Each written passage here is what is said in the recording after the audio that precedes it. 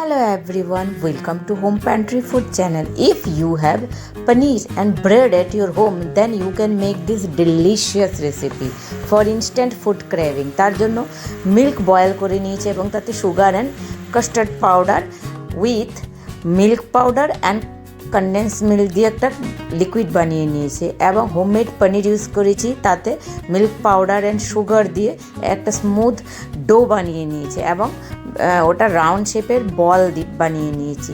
তারপর whole wheat ব্রেডকে সাইডগুলো কেটে ওয়াটারে ডিপ করে এবং স্কুইজ করে ওয়াটারটা, তাতে আমি রাউন্ড পনির বলগুলো ঢুকে ওটাকে রাউন্ড শেপ বানিয়ে দিয়েছি।